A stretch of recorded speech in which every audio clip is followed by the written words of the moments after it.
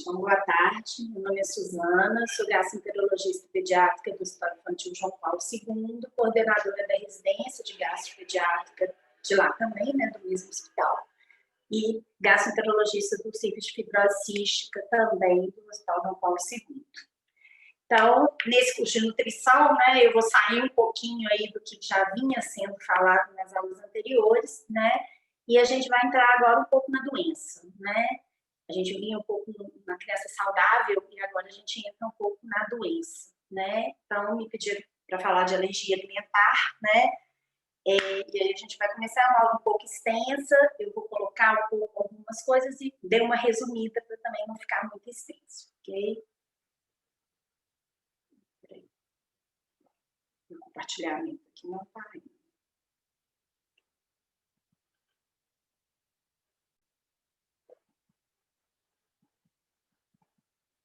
Alguma coisa travou aqui no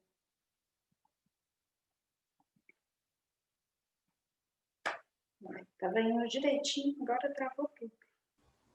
Às vezes tenta sair e entrar de novo, porque não está indo mesmo não. Entrar aqui, senão sai e entra novamente. Tipo, para o compartilhamento e volta, às vezes vai. Ah, foi. Parece que agora vai. Deu. Agora deu. Eu tive que tirar um pouquinho aqui a imagem. Bom, então, falando então de alergia alimentar, né? Primeiro conceito, né? O que é alergia alimentar? Então, quando a gente fala em alergia, é uma resposta adversa imunológica, ela é sempre imunológica, né? Reprodutível, também isso é uma frase que eu vou repetir algumas vezes, né? E que ocorre a exposição de um dado alimento, que é sempre a proteína, tá? Então, quando a gente fala em alergia alimentar, a gente exclui outras reações que não são imunomediadas. Então, intolerâncias alimentares, deficiências enzimáticas, reações farmacológicas, né? As reações mediadas por toxinas bacterianas. Então, nesse caso, a gente exclui a alergia à lactose. Não existe, né? Primeiro que a gente fala em intolerância à lactose, né? A lactose ela é uma deficiência enzimática, né? É uma diminuição da enzima que digere a lactose, que é o açúcar. Então, a gente não tem alergia à lactose. Esse termo é completamente errado e a gente escuta com muita frequência e escuta confusões com muita frequência. Bom, quando a gente fala, então, em proteína, né, os alimentos mais frequentemente envolvidos na alergia alimentar é o leite de vaca, disparado primeiro, principalmente na criança pequena, soja, ovo, peixes, crustáceos, amendoins e outras leguminosas. O trigo também entra aí, eu até que não coloquei o trigo, tá? Então, essas são as proteínas mais frequentemente cometidas. Bom, então, o que a gente tem, né? Assim, o intestino, ele é bombardeado todos os dias com milhões de antígenos, né? Antígenos bacterianos, virais, alimentares, uma série de toxinas, uma série de antígenos e de situações. E a gente é protegido contra isso, né? Quer dizer, a gente consegue conviver com esse tipo de explosão de coisas, né? Então, a primeira proteção do aparelho gastrointestinal é a digestão, né? Então, já começa na boca, né? Digestão oral, saliva, mastigação, isso já reduz o tamanho proteico, né? Já vai começando a reduzir. A acidez gástrica, ela quebra algumas ligações proteicas e aí a gente já entra em um outro grande problema na pediatria, né? O uso, principalmente indiscriminado, dos bloqueadores de acidez, especialmente os bloqueadores de bomba de próton, né? Os inibidores de bomba de próton, tá? Omeprazol, lansoprazol, pantoprazol e companhia. Então, a gente também tem que pensar muito nessas situações quando a gente usa indiscriminadamente esse tipo de droga, tá? A quebra das ligações proteicas também pelas enzimas digestivas, do mesmo jeito que já desde a saliva, mas todas as enzimas pancreáticas, do trato gastrointestinal todo, ela já começa a quebrar essas ligações proteicas, diminuindo a antigenicidade dessas proteínas.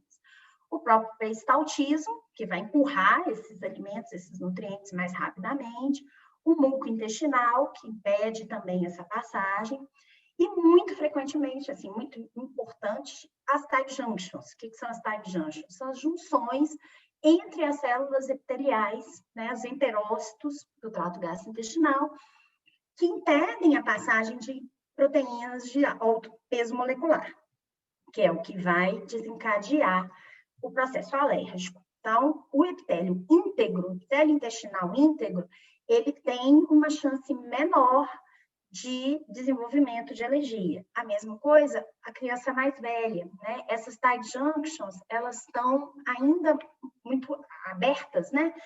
Pela imaturidade, quando a gente fala, então, das crianças pequenas, tá?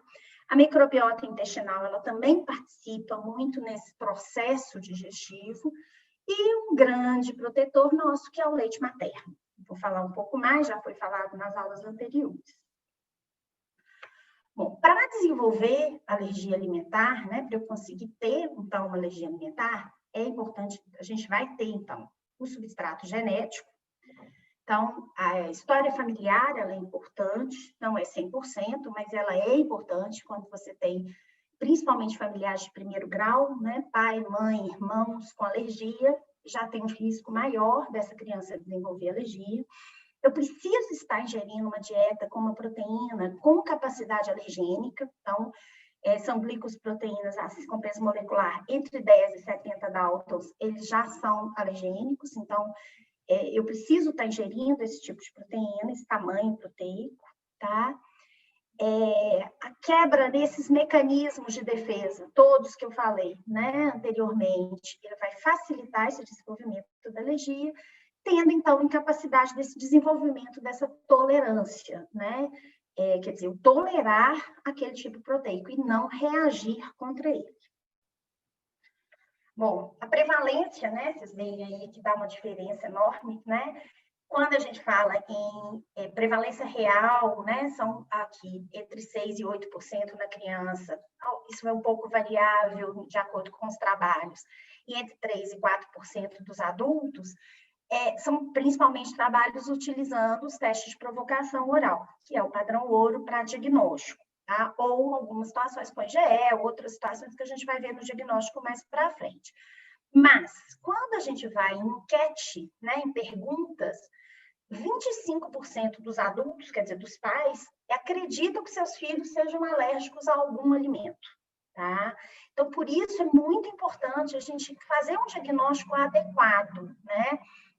Não simplesmente pela história, isso aí faz mal, esse alimento faz mal, e a gente percebe que muito frequente retiram-se alimentos da criança, né? E o Marcelo já falou na aula anterior, né? É muito importante como que a gente vai repor esses nutrientes, né?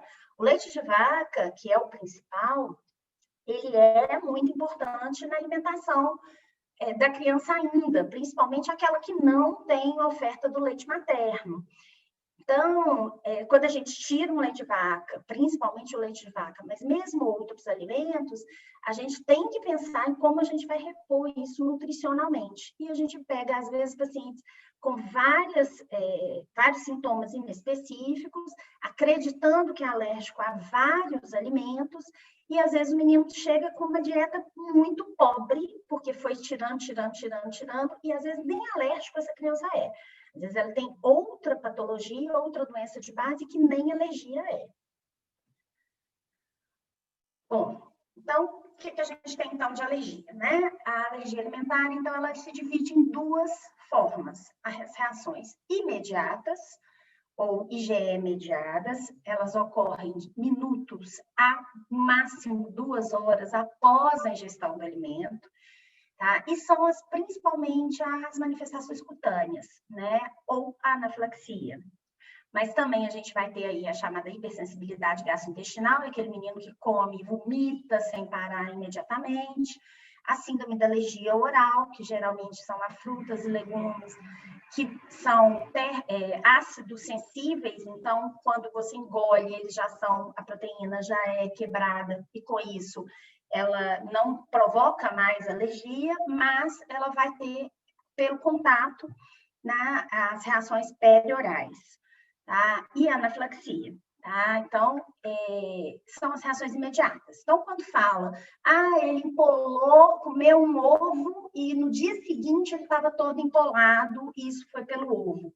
Provavelmente não foi pelo ovo, tá? A não ser que ele tenha comido o ovo de novo e aquela tinha sido a primeira vez e que não tinha tido reação, provavelmente não é o ovo culpado daquela irritação, ou daquela urticária, ou daquela irritação de pele, tá?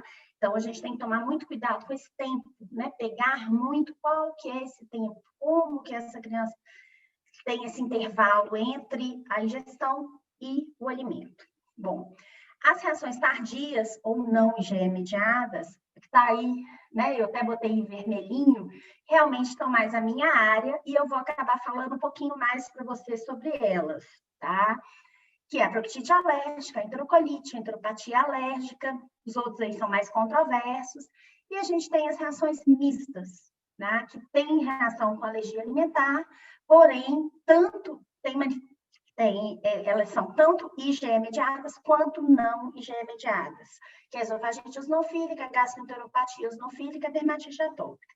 Mesmo nas reações tardias, elas já vão acontecer até 3 a 4 semanas da ingestão. Então, aquele paciente que já vem usando o alimento e começa com uma diarreia, ou começa com sangue nas fezes, ou começa com algum outro sintoma.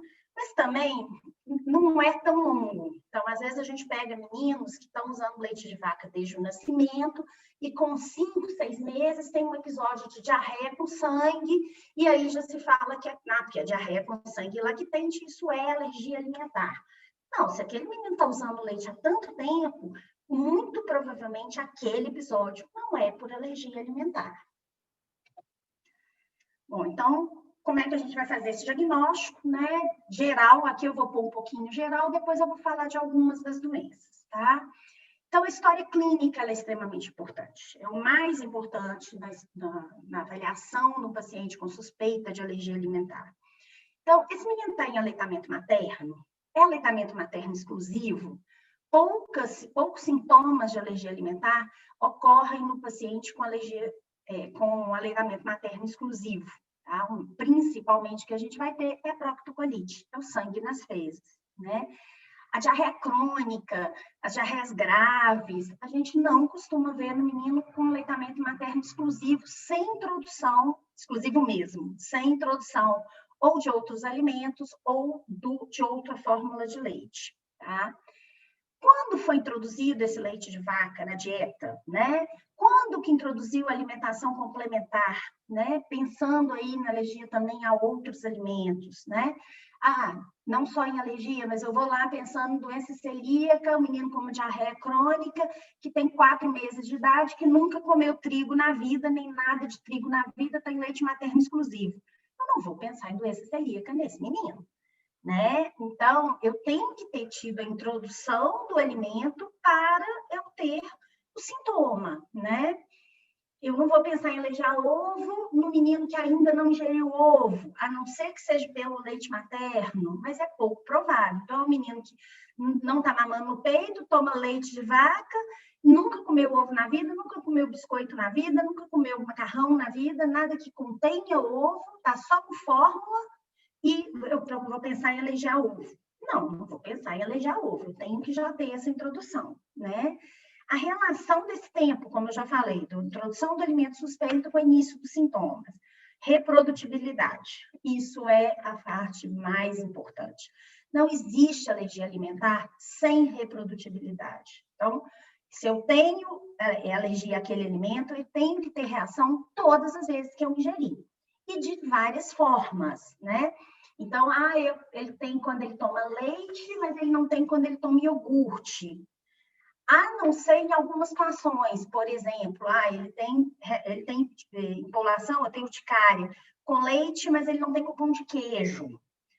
Pode até acontecer, porque eu posso não ter reações com a dieta hiperaquecida, que é até uma coisa que a gente usa depois como tratamento.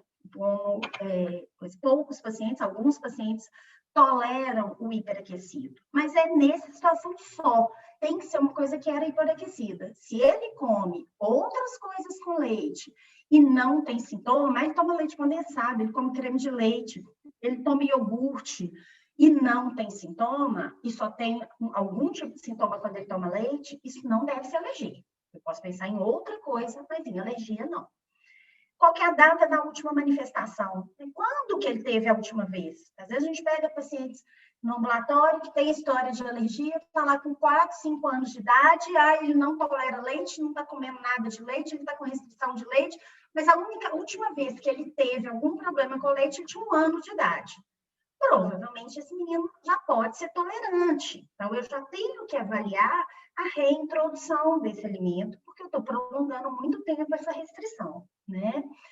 Outras intervenções terapêuticas, o que foi necessário nos sintomas? Já fez alguma mudança dietética? O que esse menino já usou?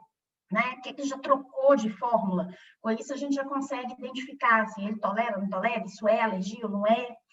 Né? Precisou, né? Foi um quadro de anafilaxia, foi um quadro de urticária, precisou de adrenalina, precisou de reposição volêmica, né? Que aí eu vou pensar na gravidade, isso também vai me nortear meu teste de provocação. Tem história familiar, né? Tem um irmão alérgico, tem um pai alérgico, tem uma mãe alérgica, isso reforça a minha hipótese de alergia.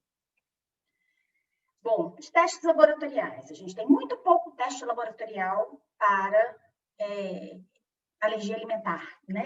A gente tem muita pouca coisa para fazer quando a gente pensa em alergia alimentar.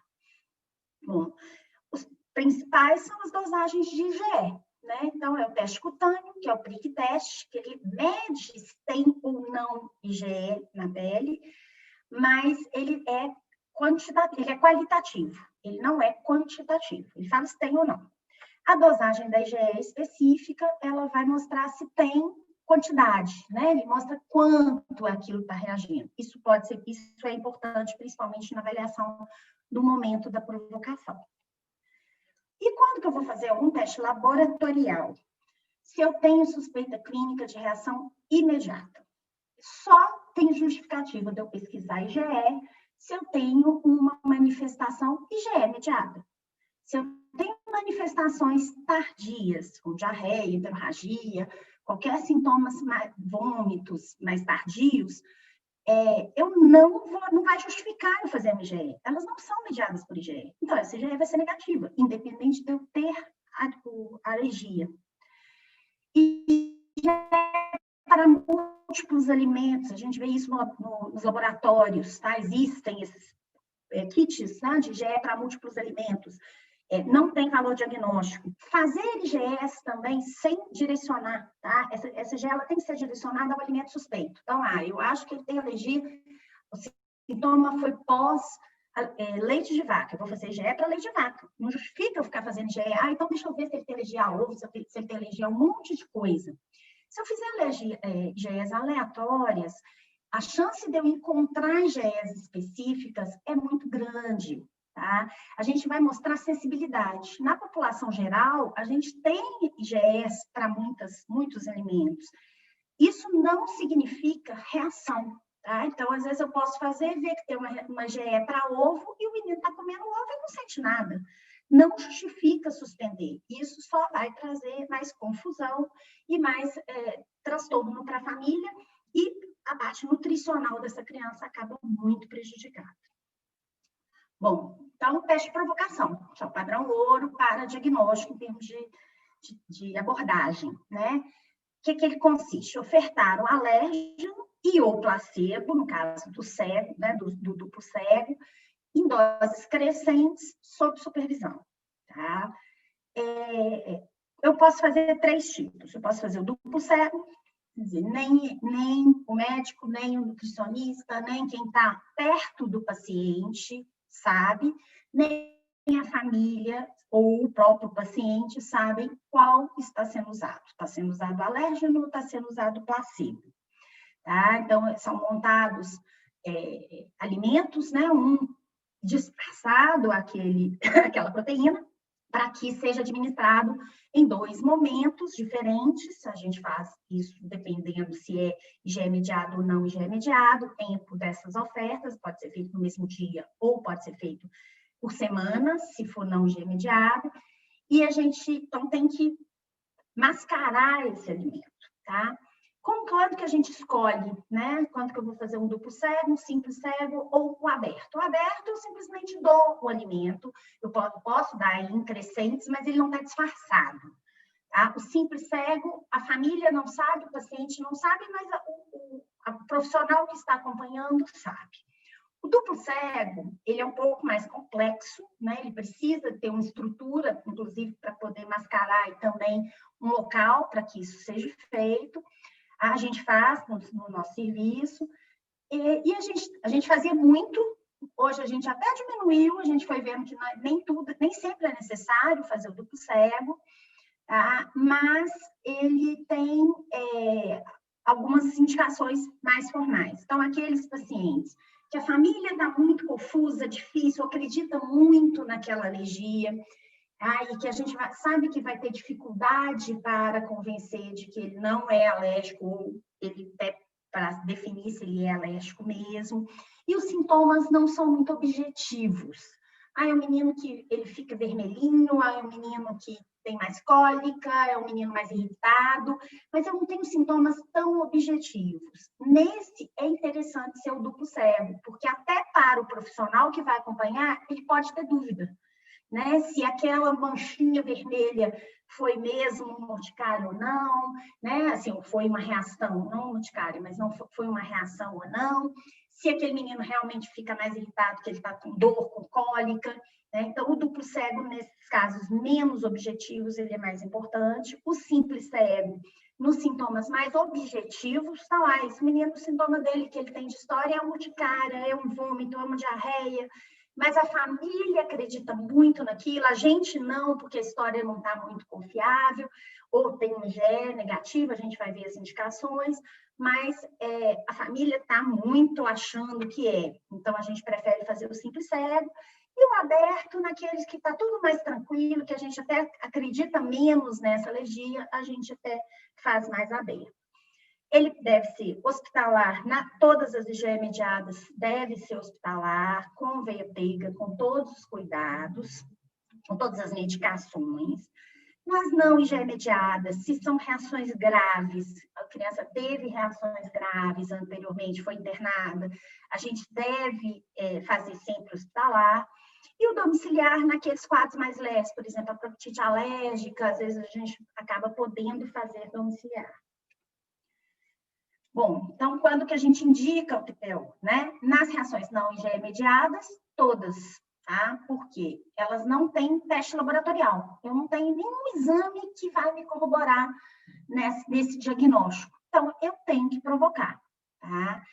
A IgE mediada, quando eu tenho muito alimento suspeito, já é positivo com tanto de coisa, mas que não tem compatibilidade clínica, né? Então, eu tenho uma IgE positiva para ovo, a mãe acredita que dá ovo, mas o menino já comeu ovo, já comeu macarrão e não teve nada.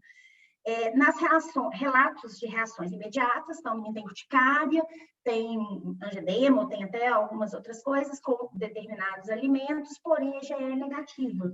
Tá? Então, eu fiz a IgE, ela está negativa, mas a mãe relata, os familiares relatam que a doença, o quadro acontece e seria de sintomas IgE mediados. E nas mistas, principalmente na esofagite eosinofílica, na dermatite atópica grave, a gente pode tentar estabelecer uma relação causa-efeito entre alimentos e sintomas. Então, alguns quadros a gente acaba tentando fazer esse TPO, tá? Bom, então agora vou passar um pouquinho para o meu lado, né, nas manifestações, principalmente gastrointestinais. Então, uma delas é a proctocolite alérgica, tá? Ou síndrome da proctocolite induzida pela proteína alimentar, que hoje a gente está chamando de FPIPS. Eu acho complicada essas siglas, porque ela mistura com a FPAS, que a gente tem mais costume, mas tem sido usado nos artigos atuais. Tá? São evacuações com muco e sangue, tá? Em crianças pequenas, lactentes, principalmente nos primeiros 2 meses de vida, em aleitamento materno exclusivo. Então, isso é uma característica da proctite alérgica. Muito frequentemente, ela acontece na criança com aleitamento materno exclusivo. Às vezes, ela não acontece apenas no aleitamento materno. No aleitamento materno não tinha nada, quando toma uma mamadeirinha, né, ou fez um complemento, aí ele faz. Esse menino também, claro, que ele pode ser um proctite que não sensibilizou com o aleitamento materno, pelo aleitamento materno. Bom, Característica principal dessa criança, essa carinha boa ali, ó, é o bom estado geral e bom desenvolvimento, apetite preservado. É a criança que sangra, mas que vai muito bem. Então, assusta, todo mundo assusta, porque sangue é uma coisa realmente assustadora, principalmente num bebê de 1 mês, 2 meses de idade. Porém, ele está clinicamente muito bem. Essa é a principal característica da proctocolite alérgica. Vai fazer diagnóstico diferencial. O principal diagnóstico diferencial que a gente tem é a fissura anal, porque é muito frequente esses bebês, principalmente os bebês de leite materno, eles fazem muita fissura, porque eles fazem o leite materno, né? As fezes de leite materno são explosivas pela grande quantidade de lactose que tem no leite materno. Então, às vezes, eles fazem fissura, fazem muita força para evacuar naquele período inicial. Então, é muito frequente a gente ter fissura, tá?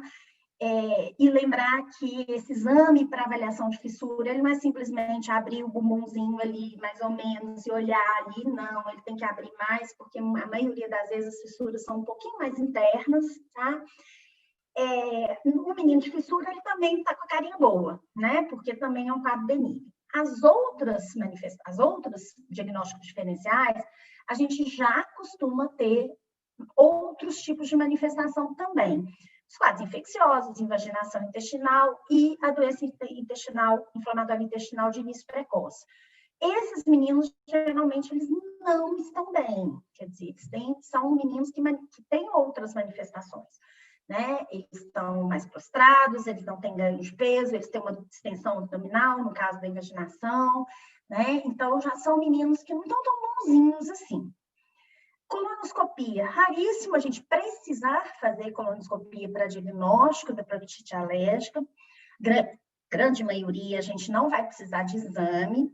A gente só vai fazer naquele paciente realmente que não melhorou com a suspeição do leite de vaca, que é o principal alimento envolvido, e que não está indo bem. Ele está anemiando, ele está começando a não ganhar peso, e eu preciso fazer um diagnóstico diferencial, principalmente com a doença inflamatória de início precoce. E também a gente deve tentar não adiar demais, porque é um quadro mais grave. Se é realmente uma proctite alérgica, o que eu vou ver na coluna são lesões que são mais restritas ao colo distal, diferente da doença inflamatória de início precoce, que geralmente é uma pancolite. É uma colite mais focal ou difusa, mas poucas vezes ela é difusa. As erosões são lineares, eu vou ter um discreto edema de mucosa e a principal característica é que eu tenho muito eosinófilo, tá? E posso ter também hiperplasia nodular linfóide. Mas é muito raro a gente precisar fazer colonoscopia quando o quadro realmente é de proctite alérgica. Bom, como é que eu vou abordar isso, né? Se é um neném de leite materno, né, exclusivo, eu vou fazer a exclusão do leite de vaca da criança e da mãe, tá? Se é um neném que mamava no peito e não tinha sintoma, e quando tomou uma mamadeira, ele teve sintoma, esse menino, às vezes, não é necessário fazer a exclusão de leite de vaca da mãe. Às vezes, a gente só precisa fazer a exclusão de leite de vaca da criança. Ou, se não melhora com a exclusão da criança, a gente tira o da mãe por um período, porque às vezes ele sensibilizou, e depois a gente tenta retornar, e na maioria das vezes a gente consegue retornar o da mãe. Às vezes a gente não consegue retornar ainda da criança, mas já consegue retornar o da mãe. O que ajuda bastante. A exclusão de leite de vaca da dieta materna, ela não é tão fácil assim, tá? Eu vou ter resposta clínica em alguns dias ou até semanas. Esse é uma coisa importante, porque às vezes a gente vê, tirei, tem 2, 3 dias e ele continua sangrando. Ele pode sangrar por 1, 2, até 3 semanas, ou às vezes até mais. Tá? Mas a maioria, com 1 semana, 2 semanas, ele já resolveu o sangramento. Mas pode ter alguns mais prolongados. Se ele continua bem, se clinicamente ele continua bem, ganhando peso, desenvolvendo, a gente ainda pode aguardar. É um quadro benigno, tá? Mesmo aquele menino sangrando, ele raramente anemia, ele não vai ter nenhum tipo de complicação, tá? E tem, inclusive, alguns consensos, algumas situações que, pela dificuldade da retirada da exclusão do leite de vaca da mãe, a gente não pode esquecer que se a gente vai tirar o leite de vaca da mãe, por mais tempo, que nesse caso, se eu confirmo que é alergia, eu vou ter que tirar até pelo menos 1 ano de idade, enquanto essa mãe estiver amamentando. Eu tenho uma grande chance de diminuir essa produção de leite dessa mãe, promover um desmame dessa criança, né? Desnutrir essa mãe, né? Especialmente cálcio, a gente tem que preocupar muito, nós temos que lembrar de fazer reposição de cálcio da mãe que não está utilizando leite de vaca, tá? Então, isso são coisas importantes e que muitas vezes a gente esquece de fazer. Tá? Tirou o leite de vaca da mãe, resolveu o sangramento em 4 semanas da resolução dos sintomas, não é 4 semanas da retirada, é 4 semanas da resolução dos sintomas, a gente deve fazer o teste de provocação oral. Quer dizer, voltar o leite de vaca para essa mãe, no caso de ter tirado da mãe, ou voltar o leite de vaca para a criança, no caso de ter tirado a fórmula da criança. Tá? Se positivo, voltou a ter sintoma, confirma a alergia alimentar e eu tenho que manter essa dieta de exclusão. Idealmente, a gente mantém até 1 ano de idade, que é onde a gente vai ter mais frequentemente o desenvolvimento da tolerância. Fazer pesquisa de sangue oculto, tá? Não tem indicação. O sangue oculto, ele é positivo, ele pode ficar positivo por mais tempo, por meses, mesmo após controle clínico. Então, não justifica ficar fazendo, porque não vai mudar a conduta. Você deve continuar com aquela dieta de exclusão e não traz nenhuma consequência para a criança. Bom, outra entidade, então, é a enterocolite alérgica, ou FPAS, né, que é a sigla em inglês. A enterocolite induzida pela proteína alimentar, uma apresentação mais grave, já diferente da proctite. Nos lactentes jovens, os alimentos mais envolvidos é o leite de vaca e a soja. Nos lactentes um pouquinho mais velhos, aquele que já teve introdução alimentar, aí eu já posso ter o FPAS alimentos sólidos, principalmente o arroz, carnes e frutos do mar. Tá? Mas o que a gente vê mais frequentemente é o leite de vaca e a soja. Tá? Os sintomas, eles devem ocorrer. São mais tardios? Sim, porém, até 4 semanas da introdução. Também não é muito mais tardio do que isso. Eu tenho 2 formas de apresentação da enterocolite alérgica. A forma aguda, tá? Em que eu vou ter até 4 horas, entre 1 e 4 horas da ingestão, vômitos. São vômitos incoercíveis, levando a desidratação, palidez. A diarreia, ela já pode demorar um pouquinho mais pelo trânsito intestinal, de 5 a 10 horas. Então, raramente eu vou ter, né, a diarreia tão rápida, igual o vômito, né, apesar dela ser bem mais rápida do que nas outras manifestações. Essa criança, ela desidrata, ela pode chocar, ela tem aumento de neutrófilos com leucocitose, e esse pico dessa leucocitose é em torno de 6 horas da ingestão. Aumenta a plaqueta. Então, isso tudo que a gente está vendo aí simula sepse, né? Então, não é raro a gente ver esse menino internar, chegar com um quadro séptico, e aí você vai na história, coincide com a introdução desse alimento, e é isso que levanta mais a gente pensar. Mas, muito frequentemente, ele simula sepse. Simula também doenças metabólicas, gastroenterites graves, né? Então, a gente pensa mais nesses outros quadros agudos. Inclusive, esse diagnóstico, às vezes, ele é difícil num primeiro momento. Às vezes, a gente vai conseguir fazer esse diagnóstico na repetição. Então, na hora que ele tem novamente, né? Aí entra a reprodutibilidade. Aquele primeiro episódio foi tratado como sepse, às vezes suspende a dieta, na hora que você introduz de novo, esse menino piora. E é o que a gente vê mais frequentemente, é o FPAS crônico, que a gente tem, então, aqueles quadros de vômitos intermitentes, diarreia com sangue e muco, mais crônica, então é uma diarreia crônica, que leva a perda de peso e a déficit de crescimento. Então, esse quadro ele tem menos desidratação e mais desnutrição, né? Como todas as diarreias crônicas. Bom, história natural, então, do FPAS, né? No leite de vaca e soja, normalmente eu vou ter uma resolução entre 1 e 3 anos de idade, então essa tolerância, vocês veem que é mais tardia do que, por exemplo, na proctite alérgica, né? Eu posso ir até 3 anos de idade por volta disso, e nos alimentos sólidos costuma ser um pouco mais tardio, até 5 anos. O outro quadro é a enteropatia induzida pela proteína alimentar, é uma diarreia crônica, aí sem sangue, vômitos também intermitentes, e ele, na verdade, ele vai comportar como uma enteropatia perdedora de proteína, uma síndrome de má absorção. Eu tenho uma déficit ponderal importante, anemia, edema, hipobuminemia, tá? Os principais envolvidos aí é o leite, a soja, o ovo e o trigo. Ele também participa bem. Vou fazer também outros diagnósticos diferenciais, com infecções, distúrbios metabólicos, linfangectasia e doença celíaca. É uma que chama muita atenção aí nesse diagnóstico diferencial e que, às vezes, é difícil a gente fazer essa diferenciação, inclusive com a biópsia, tá?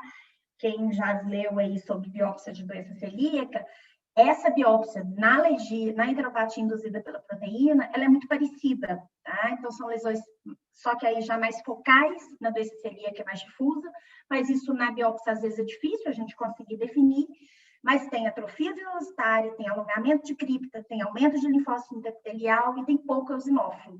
Então, não ajuda muito a biópsia para a gente diferenciar, principalmente em relação à doença celíaca. E a resposta clínica retirada, ela vai de 3 até 20 dias, até 4 semanas aí. Outra manifestação é a esofagite eosinofílica. Eu vou só dar uma pincelada em esofagite eosinofílica, porque ela é outra aula, realmente tem muita coisa, mas é uma doença esofagiana imunomediada, crônica, ela tem um mecanismo misto, caracterizado por sintomas, então.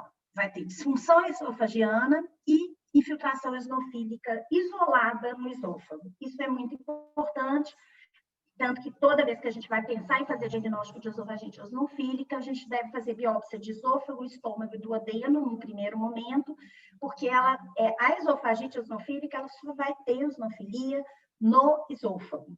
E a gente tem uma outra entidade, que é a gastroenteropatia eosinofílica, em que que tem uma evolução completamente diferente, e que eu tenho eosinófilos também aumentados em outras partes do trato gastrointestinal. As manifestações clínicas. Lactentes e crianças menores, ela simula a doença do refluxo, então é vômito, regurgitação e dor abdominal. Nos adolescentes e as crianças mais velhas e o adulto, aí já é o padrão do adulto, eu vou ter disfagia e impactação alimentar, é uma característica muito forte da esofagite eosinofílica, é ter disfagia. E dor torácica e epigastralgia pode acontecer também, mas a disfagia é o que mais chama atenção para a gente pensar em esofagite eosinofílica. A endoscopia, que é o diagnóstico, na verdade, é a microscopia que vai te dar o diagnóstico. A endoscopia ela tem algumas características, de edema de mucosa, estrias longitudinais, uma traqueização do esôfago, que é essa traqueiazinha aqui, né? Parece traqueia, né? São esses anéis circunferenciais. Deve ser feito de 2 a 4 fragmentos do esôfago proximal e distal, estômago e duodeno. Então, a gente tem que pedir, quando a gente pensa em esofagite eosinofílica, a gente tem que colocar no pedido necessidade de biópsia de esôfago, estômago e duodeno e pesquisa de eosinófilo. E eu dou diagnóstico se eu tiver mais de 15 eosinófilos por campo de grande aumento no esôfago. Esôfago não tem eosinófilo, é a única parte do trato gastrointestinal que o número de eosinófilos é 0. Do estômago para baixo, eu tenho eosinófilos e é difícil a gente saber qual é esse número normal. Inclusive, esse diagnóstico de gastroenteropatia eosinofílica, ele pode ser um pouco difícil, porque às vezes a gente não consegue saber exatamente esse número. Na esofagite eosinofílica, não, esse número já está bem definido. Tratamento da esofagite eosinofílica é o IBP, o inibidor de bomba, a gente faz por 8 a 12 semanas, porque tem um grupo que responde a inibidor de bomba. Repete a endoscopia. Não melhorou? Eu tenho alguns passos. Eu posso fazer dieta de exclusão, desde dieta total de aminoácido, que é muito difícil, porque a maioria dessas crianças são crianças grandes. Eu posso fazer dietas baseadas nos exames, então no prick test, no PET test, na dosagem de IgE, e tirar só aqueles que me mostram por esses exames, ou que a gente às vezes faz mais frequentemente, os alimentos mais comuns, que é leite de vaca, soja, ovo, trigo, castanhas, peixes e frutos do mar. Então, dieta de exclusão, ela é complicada, né? São crianças grandes, então é muito difícil a gente conseguir fazer essa dieta. E o que a gente usa com mais frequência é, às vezes, direcionar a dieta para aqueles que têm mais sintoma, ou de acordo com os exames, e a gente utiliza o corticoide, tá? Tem algumas opções também, fluticasona deglutida, budesonida e prednisona nos casos graves. Bom, agora vem as controvérsias, tá? Associação de doença do refluxo com alergia alimentar, tá? Tem alguns trabalhos mostrando que a PLV está associada a até 42% dos lactentes com doença do refluxo gastroesofágico. Então, não é com refluxo fisiológico, não é com aquele neném engolfador que está super bem, que tem um quadro clássico de refluxo fisiológico. Não, é com aquele menino que tem doença do refluxo, então já é raro. Então, na verdade, quando a gente fala nesses 42%, é daquele grupo específico que tem doença do refluxo, que é regurgitação ou vômito associado a baixo ganho de peso, recusa alimentar e irritabilidade. A recusa alimentar, ela é muito clássica, assim, a gente vê com certa frequência nos meninos de alergia alimentar. Às vezes eles começa, por exemplo, com leite, com a fórmula de leite de vaca, eles viram a cara, eles realmente não aceitam. Aí, às vezes, você troca o leite por uma fórmula semi-alimentar ou para soja, e aí eles começam a aceitar. Dermatite atópica, que tem uma história de início com sintomas após a introdução de fórmula, e o menino tem refluxo, já começa a pensar, tem história familiar de alergia alimentar, são quadros que a gente pensa mais que aquela doença do refluxo pode ser causada por alergia. E aí, todos os consensos, principalmente da ANASP e da ESPGHAN, eles consideram a dieta de exclusão quando você não tem resposta ao tratamento habitual da doença do refluxo, né? Sem resposta, ele deve ir também para a endoscopia, mas não tem indicação de fórmulas isentas de lactose. A gente vê isso com muita frequência, né? Só a fórmula de proteína do leite de vaca sem lactose para doença do refluxo. A lactose não é culpada dessa história.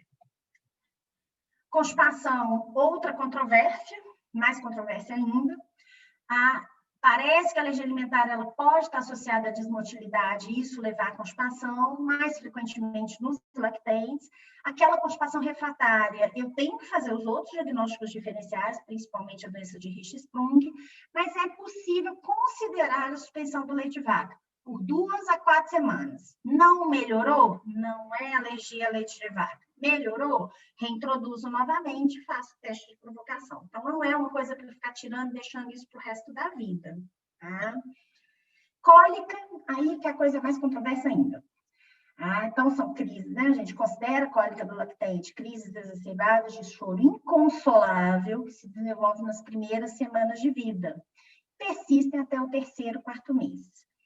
Tem algumas evidências de associação de cólica com a PLV, de cólicas intensas, os estudos são controversos, às vezes a gente vê os contrários, quer dizer, aquele menino que lá na frente começa com leite e aí ele começa com proctite, ou mesmo que ele tem uma enterocolite na hora que ele tem a fórmula, ou ele tem uma história depois de diarreia crônica, na introdução de uma quantidade maior de fórmula, e lá atrás na história a gente vai, esse menino era mais chorão, esse menino teve mais cólica, então pode ser que ele realmente, essa manifestação da cólica já era uma manifestação de alergia, talvez até pelo próprio leite materno, mas não é uma coisa que a gente considera e consegue definir muito bem, por isso essas controvérsias.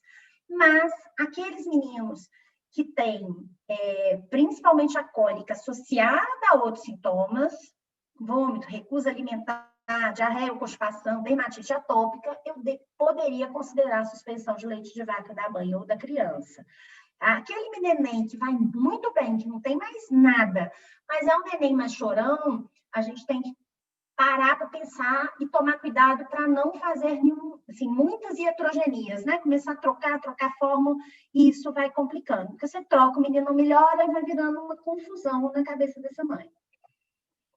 Bom, né? Agora passando um pouquinho aqui para o geral, né? Tratamento geral de alergia alimentar. Isso que a gente entra agora na questão nutricional, né? A gente tem que tomar muito cuidado quando a gente vai retirar qualquer alimento da dieta, principalmente o leite no lactente, né? Eu preciso balancear uma dieta de exclusão com nutrição adequada. Então, é muito importante eu ter uma equipe multidisciplinar, eu ter outras pessoas também envolvidas, né? A gente aqui no ALOS, né, a gente tem gastroenterologista, alergista, dermatologista, nutricionista, que aí é super importante, psicólogo, enfermeiro, assistente social, por causa da questão do custo dessas fórmulas. Então, a gente precisa desse grupo para poder conduzir adequadamente, né? Toda consulta, tá? A gente tem que reforçar as coisas, né? Então, quando a gente está fazendo uma dieta de exclusão, a gente tem que ensinar a família a ler rótulo. Não é só contém, não contém, né? Eu tenho que ensinar para eles para ler tudo que está de nutrientes e de ingredientes, perdão, e o que esses ingredientes podem ou não significar a respeito daquele alimento que eu estou retirando, né? Deve ser feito, então, um inquérito alimentar, toda consulta. O que esse paciente ingeriu? Tá? Principalmente se ele teve sintoma. Quais foram as ingestões? Transgressões voluntárias e involuntárias, né? Eu resolvi comer. Ele estava lá, tinha um biscoito lá, e ele resolveu comer o biscoito e passou mal, né? Teve sintoma ou não teve sintoma na transgressão? Porque isso também vai fazer diferença para a gente, para frente, né? Se eu vou pensar na tolerância, né? Às vezes é um paciente que já está lá, está comendo biscoito, está comendo iogurte, não está tendo sintoma nenhum, mas está com dieta de exclusão ainda, né? Ele tem alergia, mas ele come todas as outras coisas com leite, né? Ou ele não tem alergia, ou ele teve alergia e já está tolerante. Então, isso deve ser feito em todas as consultas. Tá? E esse inquérito alimentar ele deve ser detalhado. A gente não deve fazer isso só, tá fazendo, tá seguindo, já sabe a dieta, sei, já estou leio os rótulos todos. Testar de novo, perguntar de novo, porque realmente não é fácil. E a chance de transgressões é muito grande, né? Se eu tenho, então, pensando aí na alergia à proteína do leite de vaca, né? Qual que é a dieta adequada para esse paciente? O que eu vou dar, então? Tirei o leite de vaca dele, né? Tirei a fórmula dele, tirei o leite de vaca da mãe. O que eu vou dar para esse paciente? Por quanto tempo eu vou manter essa dieta de eliminação, né? Bom, o que escolhe? O que vai me nortear a escolher essa fórmula? Tá? Primeiro, o potencial alergênico dela, né? Essa fórmula, ela também pode desenvolver alergia, né? Esse tipo de manifestação, eu posso usar qual tipo de fórmula que vai me dar mais solução para esse paciente, né? Um alimento, para ele ser considerado hipoalergênico, ele tem que ser tolerado por 90% dos pacientes alérgicos àquele alimento. Tá? Então, a gente vai ver depois, Marcelo já falou um pouquinho das outras vezes, eu vou reforçar. E ele tem que ter uma composição com valor nutricional adequado àquela faixa etária, né? Então, de qual idade eu estou falando, né? Qual que é a idade desse paciente? Ele come outras coisas, ele não come, né? É só leite, o que eu tenho de alimento, né? Então, para eu poder adequar àquela faixa etária, qual que é o alimento que eu vou usar? O custo é importante, a palatabilidade, né? Apesar de que principalmente na criança pequenininha, a gente vê que eles aceitam bem, principalmente mesmo a fórmula de aminoácido, que tem um sabor horroroso. Quando eles precisam, eles comem, tá? Mas aqueles meninos já maiores, que já conhecem outros alimentos, às vezes é mais difícil eles aceitarem essas fórmulas. Tá? E tem evidência de eficácia em estudos clínicos, né, adequados. Bom, a leite materno, né? Eu devo incentivar continuar essa amamentação, né? A gente vê, às vezes, né, tentativas de retirada do leite, tudo, a gente deve incentivar ao máximo, tanto continuar naquele menino que está com aleitamento materno exclusivo, talvez fazendo dieta de exclusão da mãe, se a manifestação foi no aleitamento materno exclusivo, tá? Se foi no aleitamento materno e os sintomas só aconteceram depois que eu introduzi o leite na dieta da criança, eu mantenho o leite de vaca da mãe. Eu não tenho necessariamente que tirar o leite de vaca da mãe. Ela não tinha sintoma quando a mãe tomava, tá? Se sintomas graves, principalmente já mediado, aí existe uma chance da gente talvez fazer uma restrição da mãe. Mas isso só naqueles quadros muito graves e muitas vezes naquela fase mais inicial. Depois, às vezes, esse paciente volta a tolerar a mãe tomar leite. Preciso restringir outros alimentos? Depende. Se eu não tive resposta, pode ser que a gente precise também ampliar essa restrição. Mas tudo isso tem que ter acompanhamento nutricional e lembrar da reposição de cálcio. Tá? O que não é recomendado? Tá? Eu gosto de falar às vezes mais o que não é recomendado, porque a gente vê muito erro nessas recomendações. Então, se você suspeita de alergia alimentar, não é recomendado leite de outros mamíferos, nem os leites normais e nem a fórmula, né? O Marcelo mostrou a cabrita, né? Que é a fórmula de leite de cabra, que seria nutricionalmente adequada, porque os leites de cabra normais comprados, eles também não são nutricionalmente adequados, da mesma forma que o leite de vaca normal, né, sem ser fórmula, ele não é adequado nutricionalmente, mas mesmo a fórmula de cabra, que seria nutricionalmente adequada, ela não é adequada no caso da alergia a leite de vaca, porque ela tem uma alta chance de reação cruzada, tá? Quer dizer, o mesmo anticorpo, a mesma reação, ser também reconhecer aquele outro, aquela proteína como anômala, tá? Porque são leites de mamíferos e as proteínas são parecidas, tá? As parcialmente hidrolisadas, elas não são consideradas hipoalergênicas porque elas têm proteínas grandes, então elas ainda não vão resolver um quadro alérgico, tá? As fórmulas com baixo teor de lactose, né? Proteínas de leite de vaca, mas que tem retirada de lactose ou baixo teor de lactose. Já falei várias vezes, o problema não é a lactose, né?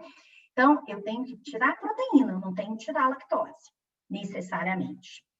Os sucos de soja, os leites de arroz, de amêndoas, com exceção, no caso do arroz, do Novamil Rice, que é o hidrolisado de arroz, que é diferente, mas aqui a gente está falando aqueles de caixinha, né? Os chamados sucos de soja. Então, a soja de caixinha, esses não são recomendados. É a fórmula de frango que a gente usava antigamente, que era uma fórmula artesanal. Hoje a gente tem fórmulas muito mais nutricionalmente adequadas, então a gente já não utiliza mais. Dentro das proteínas isoladas de soja, né? Coloquei as latinhas, porque quando a gente foi conversar, a Bárbara me falou que ela falou assim, eu adoro aquela aula sua que você põe as latinhas todas. Tá? Não tem todas as marcas aqui, mas é só para poder ilustrar. Tá? Vou só passar rapidinho, porque o Marcelo também já falou na aula dele, né? Elas são as fórmulas de proteína isolada de soja, elas são nutricionalmente adequadas, são purificadas, têm alta digestibilidade, tem um custo um pouco mais acessível, por isso a gente às vezes pensa nelas, né? Aquela questão dos fitoestrógenos, os estudos são inconclusivos, de qualquer jeito, a ESPIDA e a Associação Americana de Pediatria, elas não recomendam a soja em menores de 6 meses, tá? Por essas dúvidas, e elas também indicam na IgE mediada. Por que não IgE mediada? O risco de alergia à soja também, né, é uma nova alergia, não é uma reação cruzada, em lactentes jovens, principalmente, e com a manifestação gastrointestinal, pode chegar até 70%. Tá? Então, os pacientes com manifestações gastrointestinais, eu tenho muita chance de reação também à soja. A bronquite alérgica menos, porém, é uma criança menor de 6 meses. Então, às vezes, a gente entra com a soja depois, né? Aquele que teve mesmo, que eu vou manter até um ano, eu acabo entrando com a soja mesmo, sendo uma manifestação gastrointestinal, porém, ela é mais colônica, então, às vezes, a gente tolera. Mas a principal recomendação é da IgE mediada, que eu tenho, caracteristicamente, alergia geralmente a um único alimento, raramente a mais de um. No caso das manifestações gastrointestinais, eu já tenho uma chance maior de alergia a múltiplos alimentos. As extensamente hidrolisadas, a gente tem no mercado as com lactose e sem lactose. O que é chamado, então, definido, tá? Pela Associação Americana de Pediatria, como fórmula extensamente hidrolisada, ela deve conter somente peptídeos de peso molecular até 3.000 Daltons, então elas contêm peptídeos e aminoácidos. E deve ser tolerada por 90% dos pacientes, né? Que ela é considerada hipoalergênica. Os estudos, eles têm uma variabilidade aí, e uma coisa que é importante é que eles não foram realizados com todas as fórmulas disponíveis. É muito frequente a gente ter, algumas fórmulas foram lançadas e lançam mão como eles são parcialmente hidrolizados, são extensamente hidrolizados, eles têm a mesma eficácia daquele estudo, mas não necessariamente, mas a gente tem algumas dúvidas aí, mas a maioria vai ter os 90%. A gente tem no mercado hidrolisado de proteína do soro, caseína, arroz, soja, depois eu vou confirmar com o Marcelo que a gente tinha hidrolisado a base de soja, mas eu acho que agora a gente não está tendo nenhum no mercado, não. O com lactose, quando que eu vou indicar um ou outro, né? As fórmulas extensamente hidrolisadas com lactose, elas têm um custo menor, têm um sabor melhor, porque a lactose dá um sabor melhor, mas quando eu tenho uma manifestação gastrointestinal, principalmente a FPAS, que eu tenho alteração de trato gastrointestinal mais alto, eu posso ter associação de intolerância à lactose, porque eu tenho uma lesão de mucosa intestinal. Essa lesão de mucosa, ela vai fazer com que eu tenha uma diminuição da lactase, e eu faço uma intolerância à lactose secundária, não é primária, tá? E aí, com isso, eu acabo tendo manifestação. Então, ela é mais indicada na IgE mediada e ela pode também ser usada na proctite, que eu já tenho um quadro lá mais baixo. Na sem lactose são as mais recomendadas. Fórmula de aminoácido, ela só tem aminoácido livre como fonte hidrogenada, então ela é considerada alergênica, quer dizer, se eu tenho uma criança que está usando fórmula de aminoácido exclusiva, que eu sei que não está transgredindo, que eu olhei que não tem nenhum outro alimento envolvido, e ele não melhorou o sintoma, isso não deve ser alergia alimentar. Ela tem um custo mais alto. A principal indicação é a não tolerância ao hidrolisado. Então, geralmente, a gente parte primeiro para o hidrolisado, depois, se não melhora, cai no aminoácido. A não ser, né, a principal recomendação aí da ESPIGA, ela deve ser usada como primeira escolha naquele paciente com enteropatia grave, com hipoglucemia e failure to thrive, que esse paciente, ele tem uma lesão de mucosa muito grande, ele tem uma má absorção importante, ele tem um risco muito grande de reação.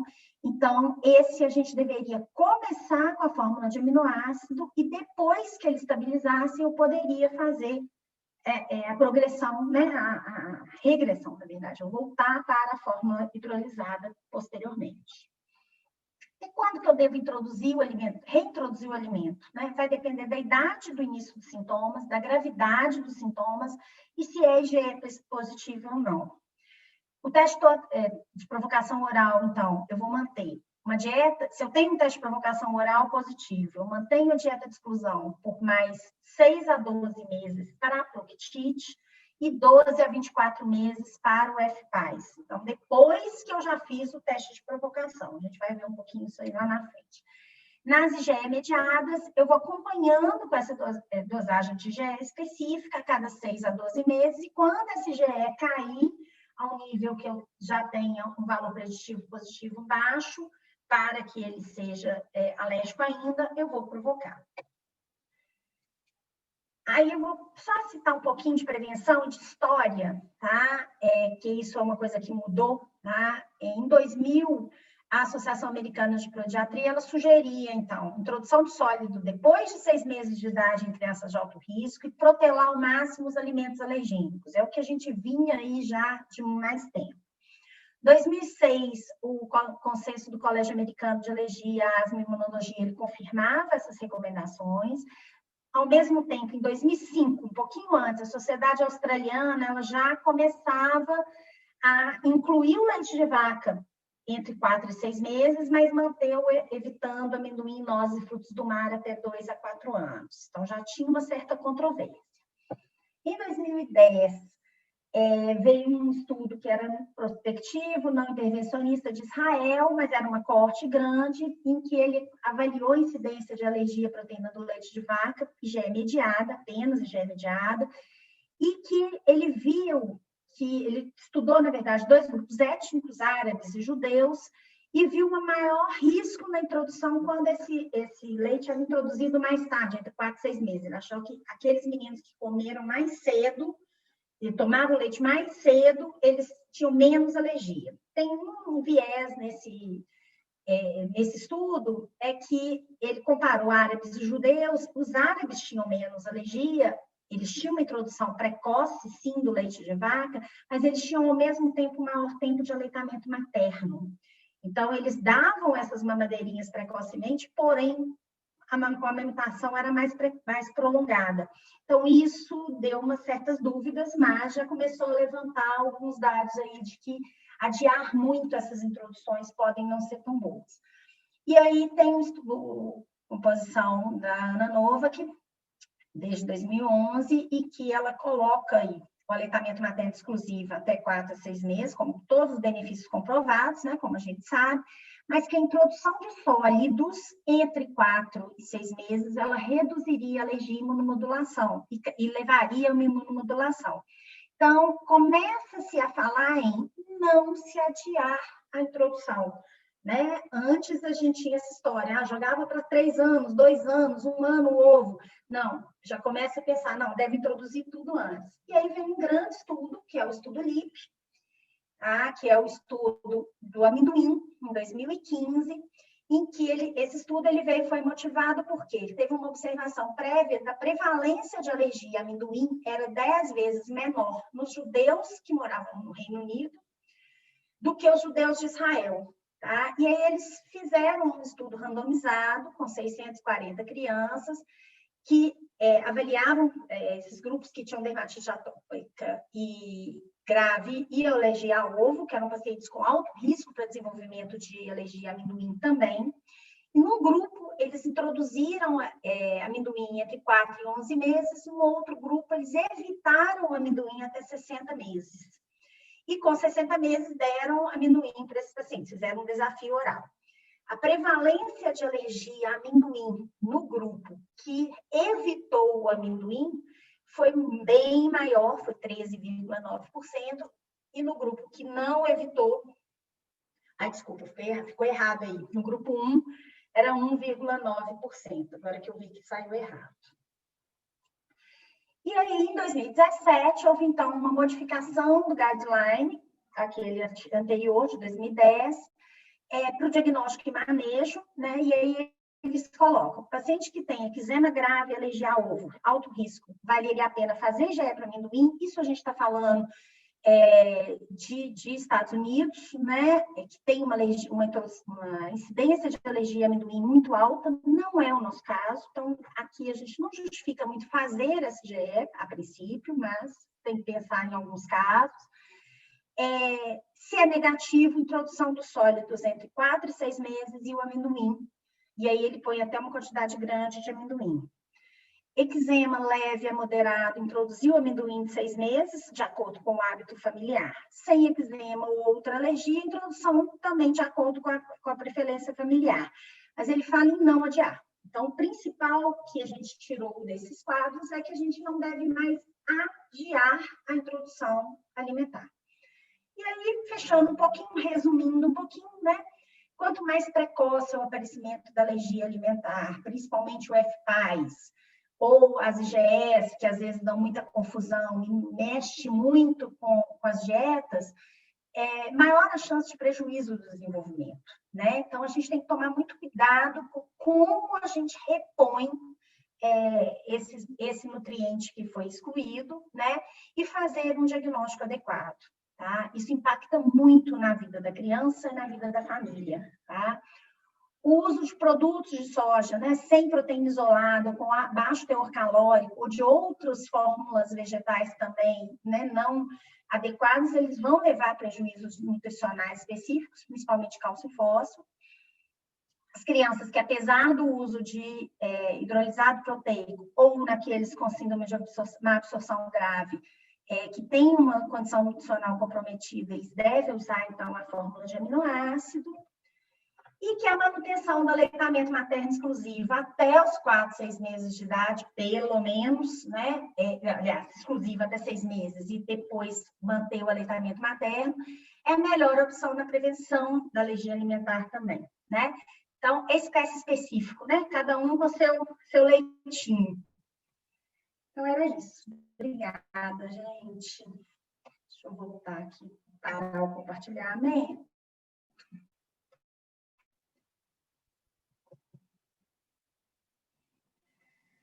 Então, era isso, tá? Estou à disposição se alguém quiser perguntar, falar, comentar. Ninguém? Foi ótimo, Suzana. Muito boa a aula. Agradecer. Obrigada. E Érica? Estou aqui, fã número 1. Então pode ir. Pode começar. Eu já tinha reclamado que a Bárbara ia me abandonar. Que bom que você veio. Nem podia, mas eu não podia perder sua aula, né? Não, assim, excelente, né? Eu acho que é um assunto muito frequente, essencial na pediatria, e que cheio de confusões e mitos e dúvidas, né? A gente vê muito problema, então espero que os residentes nossos saiam craques desse assunto, para não cometer tantos erros que a gente vê, né, Suzana? Das crianças que internam. Eu, lá no berçário, posso falar do tanto de iatrogenia que a gente vê pelas crianças que internam, né? Mas a gente né, muito, nós pediatras, a gente se confunde muito com esse tanto de fórmula, sabe, Suzana? Igual, por exemplo, parcialmente hidrolisado, extensamente hidrolisado, aminoácido. Então, eu falei, nossa, parcialmente hidrolisado, eu falei, qual que é esse parcialmente hidrolisado mesmo, sabe? Aí eu fui catar lá, é o HA, né? É o HA. E aí, assim, é o HA. Aí eu fui. E olha que eu super mexo recebo esses meninos, então você vê que confunde, eu estou colocando isso para mostrar que confunde mesmo. Lógico que eu sei aqueles mais comuns, então Pregomin, né, Kate, né? Mas assim, às vezes a gente confunde mesmo o que é parcialmente, o que é extensamente, né? Exatamente. Só frisar. Muitas fórmulas, lançaram muitas, né? Agora ainda a gente está cada vez chegando, aí chega de arroz, chega de, né? A gente tem vários aí, né?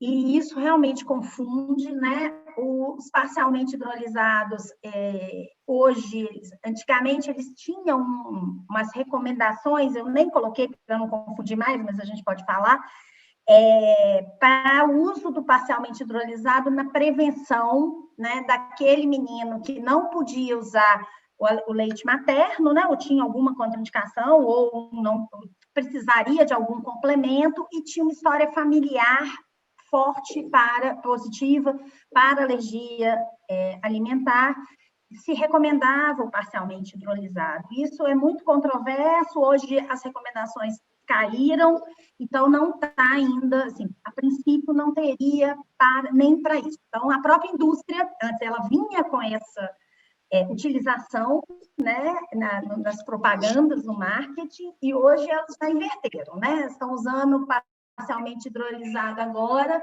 falando na questão da digestibilidade, né? Como o Marcelo colocou, que também entra muita controvérsia aí, que é o menino que vai ter menos cólica, ele vai ter menos constipação.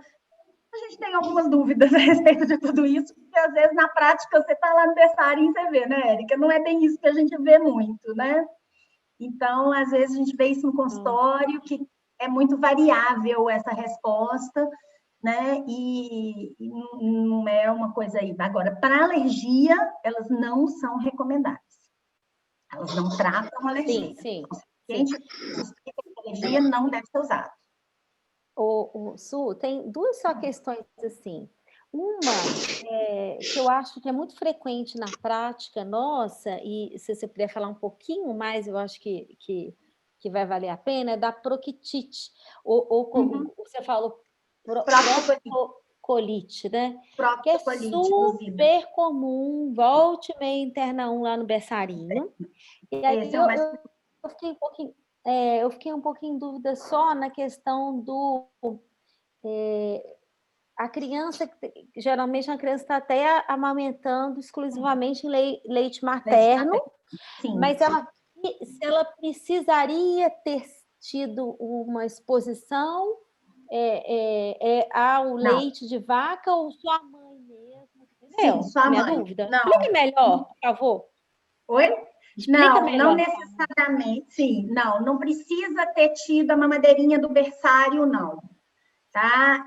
A gente vê realmente a proctite no neném de leite materno exclusivo, e às vezes leite materno exclusivo realmente desde o nascimento, sem nem aquela mamadeirinha. Então, a sensibilização ela é feita pela passagem realmente da proteína do leite de vaca pelo leite materno, né? Pela mama e saindo no leite materno, tá? É meio doido da gente entender, mas a questão é mais nesse sentido mesmo, tá? Não tem necessariamente essa sensibilização, não. Mas pode ter ou não? Pode ter isso? ou não. Então, assim, então, você não precisa que mama dela. Só para ver se eu entendi direito. Então, é um menino que é amamentado com leite materno e que pode ter tido uma sensibilização ou não. Se ele teve sensibilização, é porque na hora que você coloca assim, primeiro você tira da criança. Não. É o seguinte, depende aí, são duas situações. Você tem um neném de leite materno exclusivo, aquele neném que mama no peito, chega para você com 1, 2 meses de idade, só mama no peito, não toma mamadeira, não tem complemento, pode até ter tomado lá atrás, mas não toma. A mãe está amamentando sozinho, só leite materno. E ele tem sangue nas fezes, e você pensa que aquilo ali é uma proctite pela toda a evolução. Esse menino, o tratamento é tirar o leite de vaca da mãe. Se ele melhora, e lembrar que não é só tirar leite de vaca, né? Ele é rótulo, é tirar todos os derivados, né? E tudo que contém leite de vaca, né? Essa criança, então, ela tem que melhorar. Se ela melhorar, com 4 semanas eu vou voltar esse leite de vaca para a mãe, mesmo com a melhora. Tem certeza que se alergia a leite de vaca. A gente tem que provocar. Porque às vezes a gente tem umas coisas parciais, a gente tem umas coincidências, era uma fissura e eu tirei o leite também e o menino melhorou, foi a fissura, né?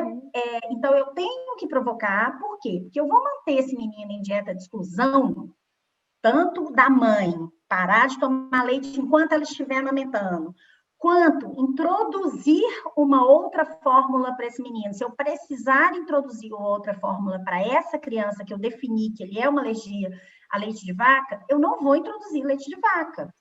Eu vou introduzir já uma dieta semi-alimentar ou soja ou alguma outra coisa.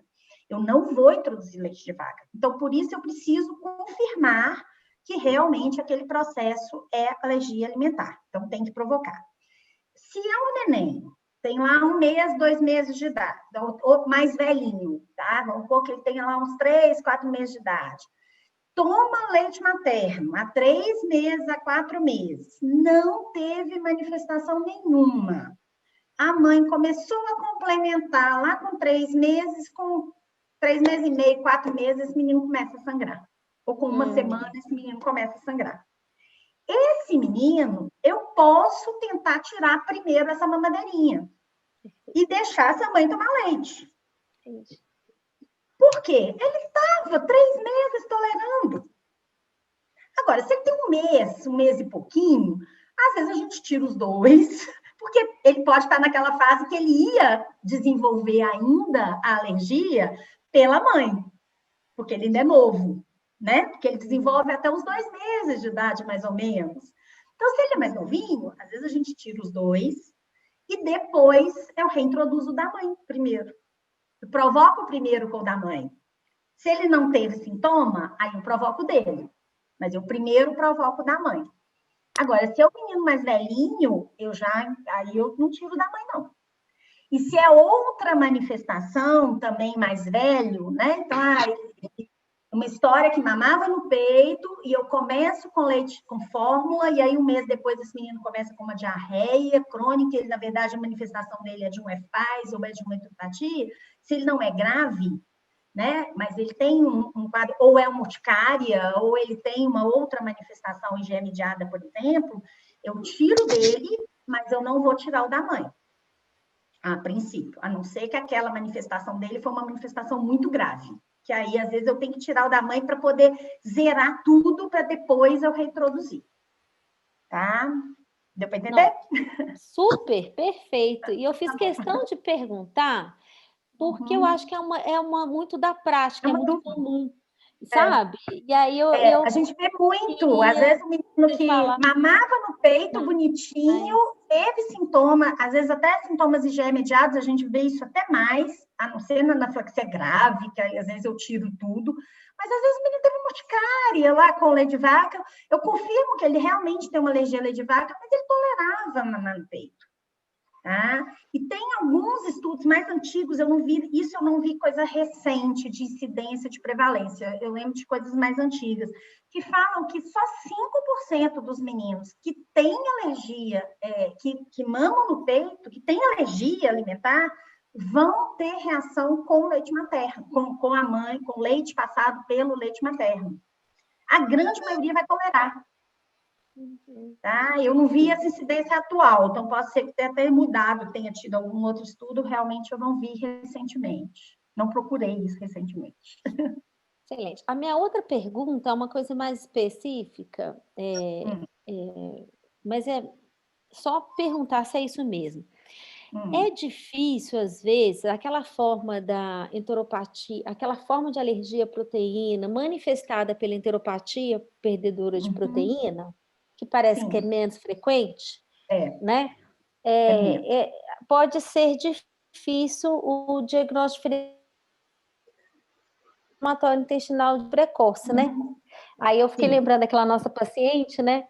Mas o que para mim ligou a chavinha para pensar que era doença inflamatória de início precoce, eu queria perguntar se você acha que eu raciocinei corretamente, é porque a mãe referia não só sangue, ela tinha uma diarreia, tinha sangue, que pode acontecer na enteropatia perdedora, mas menos, mas ela tinha também, né, pelo que eu vi, menos, mas também ela tinha parecia que ela tinha muco, parecia que ela tinha uma reação inflamatória mais intensa, entendeu? Então a mãe referia sangue e referia muco, sabe? Mostrando uma reação inflamatória mais intensa. Naquele quadro, assim, ela tinha as duas coisas parecidas, né? Assim, ela entraria na enteropatia perdedora de proteína, que realmente ela tinha albuminemia, né?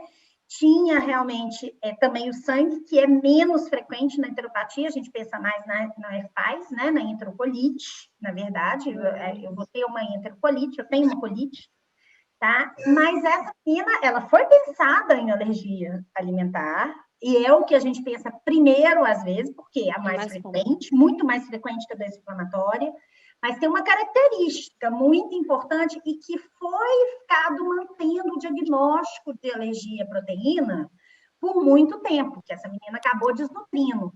Essa menina usava Neocate, usava fórmula de aminoácido e não melhorou. Isso é um dado muito importante. Sim. Né? Então, se você entra com fórmula de aminoácido e essa criança não responde, não é alergia. Eu tenho que procurar outra causa. Isso não é alergia. Né? E isso foi prolongando. Essa menina tinha uma história que começou com 3 meses, se eu não me engano, usou Neocate desde muito próximo disso e chegou para a gente com mais de 1 ano de idade. Ou quase 1 ano, não foi? Sim. Eu acho que ela estava próxima de 1 ano. Próxima de 1 ano. Ela tinha muito tempo de uso de Neocate sem melhora. Então, isso é uma coisa que a gente tem que ficar atento, né? Em 4, 6 semanas, no máximo, em torno de máximo, quando a gente fala, demora às vezes para melhorar. No máximo 1 mês. No máximo. A grande maioria vai ter uma resposta anterior a isso. né? E pelo contrário, ela estava piorando, né? Então, Sim. às vezes, a gente não vê tanta resposta, fala assim, não, ainda tem um sangramento, ainda tem uma diarreia, mas o menino melhora, ele começa a comer, ele tem uma melhorazinha, ele já está comendo melhor, ele aceitou melhor, ele tinha uma recusa e agora ele já aceita, ele tem menos cólica, ele está menos irritado. Então, às vezes, ele não resolveu 100% aí, nessa máxima, essas 4 semanas, mas ele já começa a mostrar para a gente melhora. E ela é o contrário, ela só foi piorando, piorando, piorando. Então, a gente tem que realmente tomar muito cuidado com esse tempo. Eu tenho que tirar, eu tenho que melhorar meu sintoma. Se eu não melhorei o sintoma, tem alguma coisa errada. Eu tenho que continuar investigando. Sim, Certo? com certeza. Agora eu vou deixar as outras pessoas falarem, né? Não posso Mais monopolizar a alguém? Suzana. Cris, levantou a mãozinha aí. Pode falar, Cris. Suzana, parabéns para a aula. Obrigada.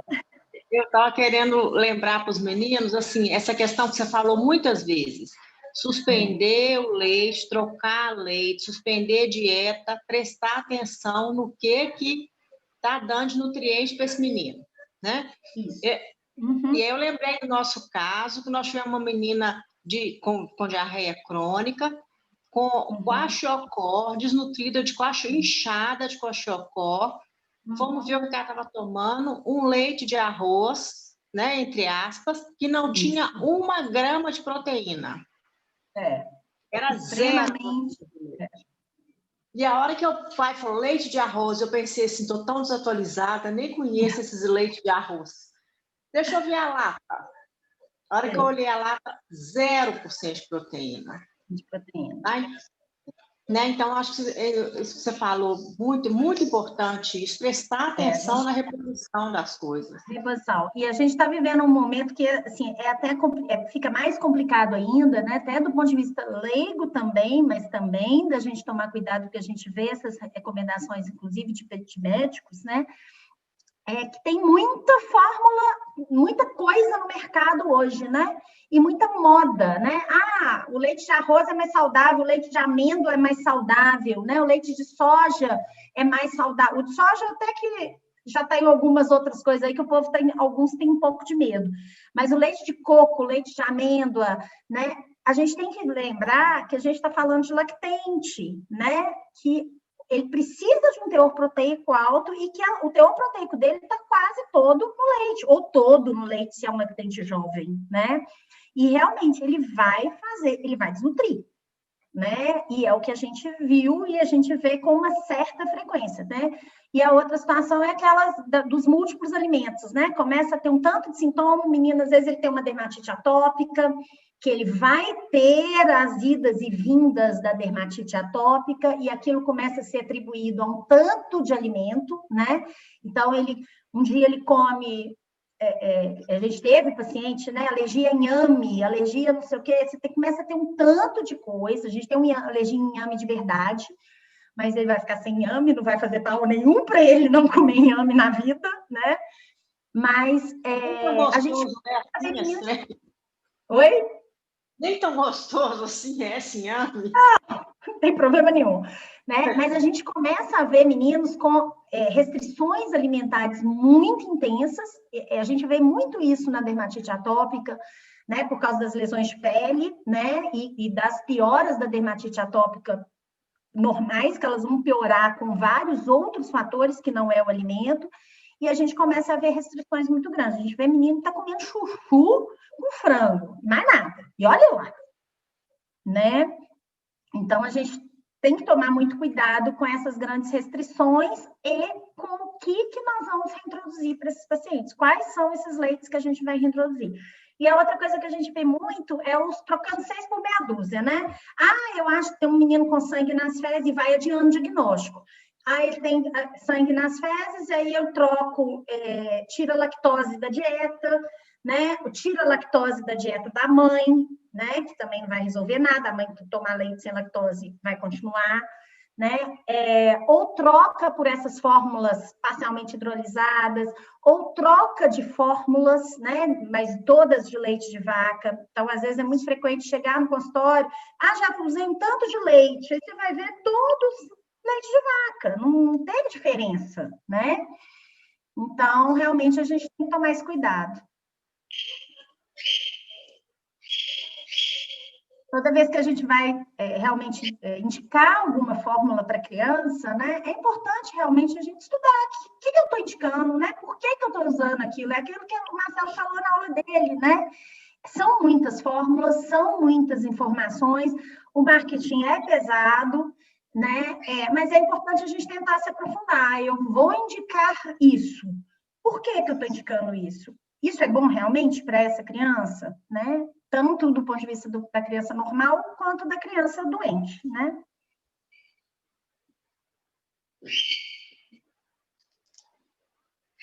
Mais alguém?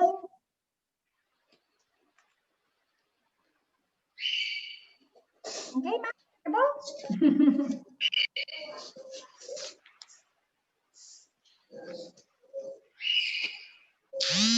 Pode encerrar, então? Sua aula foi muito boa, Suzana. Por isso que ninguém tem pergunta.